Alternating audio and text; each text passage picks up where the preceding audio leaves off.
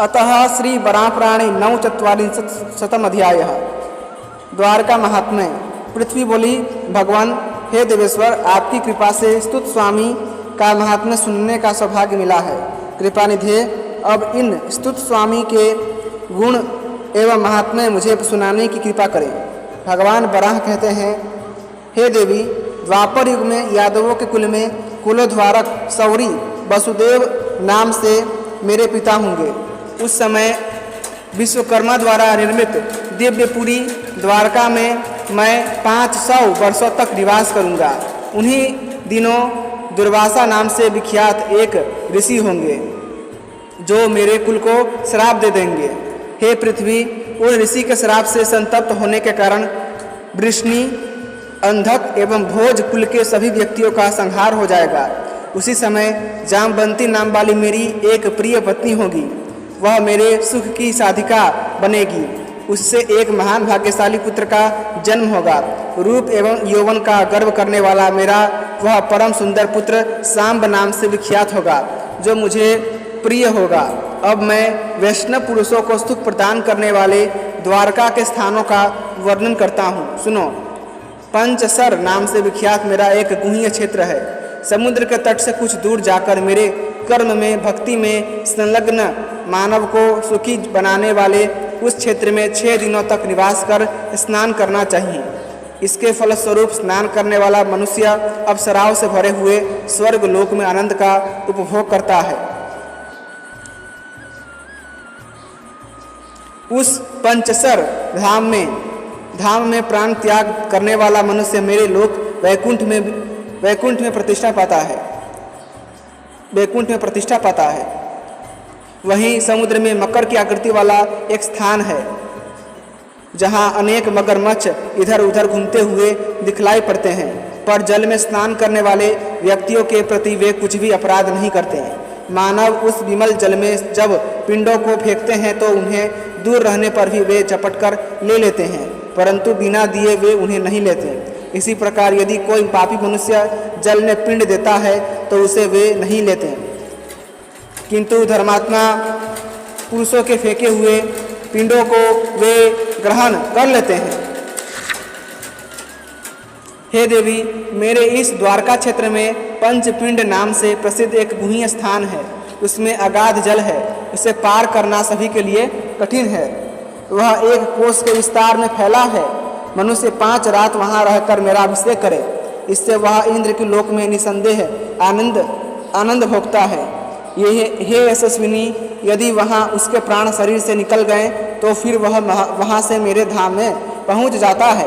उसी द्वारका क्षेत्र में हंसकुंड नाम से विख्यात एक तीर्थ है, जहाँ मणिपुर पर्वत से होकर एक जल की धारा गिरती है। उस तीर्थ में 6 दिनों तक रहकर स्नान करने की बड़ी महिमा है।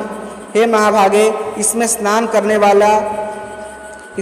करने वाला व्यक्ति आसक्ति रहित होकर वरुण लोक में आनंद प्राप्त करता है।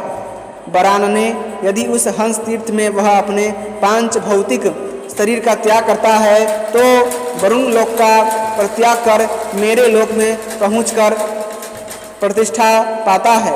उसी प्रसिद्ध द्वारका क्षेत्र में कदम्ब नाम से प्रसिद्ध एक स्थान है। यह वह स्थान है जहाँ वृष्णि कुल के शुद्ध व्यक्ति मेरे धाम सिधारे थे। मनुष्य को चाहिए कि 4 रात तक वहाँ निवास करके मेरा अभिषेक करे। ऐसा करने से वह पुण्यात्मा पुरुष निसंदेह ऋषियों के लोकों को प्राप्त कर लेता है। वसुंधरे, मेरे उसी द्वारका क्षेत्र में चक्र तीर्थ नाम से प्रसिद्ध एक श्रेष्ठ स्थान है। वहाँ मणिपुर पर्वत से होती हुई जल की 5 धाराएं गिरती हैं। 5 दिनों तक वहाँ रहकर अभिषेक करने वाला मनुष्य 10,000 वर्षों तक स्वर्ग में सुख भोगता है। लोभ और मोह से मुक्त होकर मानव यदि वहाँ प्राण छोड़ता है तो संपूर्ण आसक्तियों का परित्याग कर वह मेरे धाम में चला जाता है। उसी द्वारका क्षेत्र में एक रैवतक नाम का तीर्थ है, जहाँ मैं लीला करता हूँ। वह स्थान समस्त लोकों में प्रसिद्ध है। बहुत सी लताएं, बलरियाँ और फूल उसकी छवि छिटकाते रहते हैं। उसके 10 दिशाओं में अनेक वर्ण वाले पत्थर तथा गुहाएं हैं और वह वापियों तथा कंदराव से भी युक्त है तथा देव समुदाय के लिए भी दुर्लभ है। मनुष्य को 6 दिनों तक वहाँ रहकर अभिषेक करना चाहिए, फिर तो वह कृत्य होकर निश्चय ही चंद्रमा के लोक में चला जाता है। मेरी पूजा में निरत वह पुरुष यदि वहाँ प्राणों का त्याग करता है तो उस लोक से मेरे धाम में निवास करने चला जाता है। हे महाभागे, वहाँ की भी एक अलौकिक बात बतलाता हूँ, सुनो। धर्म के अभिलाषी प्रायः सभी पुरुष वह दृश्य देख सकते हैं, इसमें कोई संदेह नहीं है। वहाँ संपूर्ण वृक्षों के बहुत से पत्ते गिरते हैं, किंतु एक भी पत्ता किसी को दिखाई नहीं पड़ता। सभी पत्ते विमल जल में चले जाते हैं। एक विशाल वृक्ष मेरे पूर्व भाग में है तथा इसके अतिरिक्त कुछ वृक्ष मेरे पार्श्व भाग में है। देवता लोग भी इन वृक्षों का दर्शन करने में असमर्थ हैं। 5 कोस का विस्तार वाला वह स्थान तथा महान वृक्ष, ये दोनों अत्यंत शोभनीय है। सुंदर गंध वाले पद्म एवं उत्पल उसे चारों ओर से घेरे हुए हैं। बहुत सी मछलियाँ और जलों से पूर्ण तालाब भी उसके सभी भागों में है। मनुष्य को 8 दिनों तक वहाँ रहकर अभिषेक करना चाहिए। इसमें स्नान करने वाला अप्सराओं से युक्त दिव्य नंदन वन में विहार करता है। वसुंधरे, मेरे इस द्वारका क्षेत्र में विष्णु संक्रम नाम का एक स्थान है, जहाँ जरा नामक व्याध ने मुझे अपने बाण से मारा था। मैंने वहाँ पुनः अपनी मूर्ति की स्थापना कर दी है। महाभागे, वहाँ एक कुंड भी है। यह स्थान मणिपुर पर्वत पर है, ऐसा सुना जाता है। वहाँ जल की एक धारा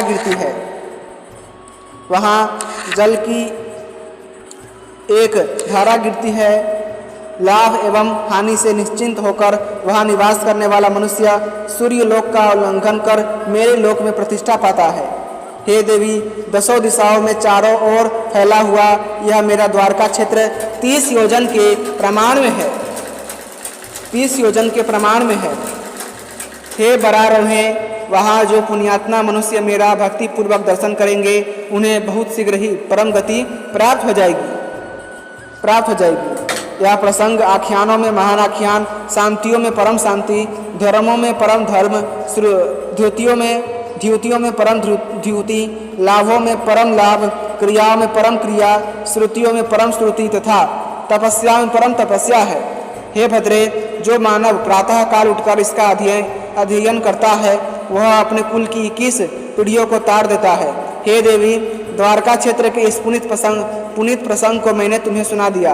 अब उचित एवं लोकोपकारी अन्य कोई प्रसंग तुम पूछना चाहती हो तो पूछो। अतः श्री वराह पुराणे 49 अध्याय है संपूर्णम। इसी के साथ श्री वराह पुराण का 149वां अध्याय समाप्त हुआ। यदि आपको वराह पुराण की कथाएं पसंद आती हैं तो कृपया करके वीडियो को लाइक करें, चैनल को सब्सक्राइब करें और अपने दोस्तों के साथ अवश्य शेयर कीजिएगा। धन्यवाद। जय श्रीमन्नारायण।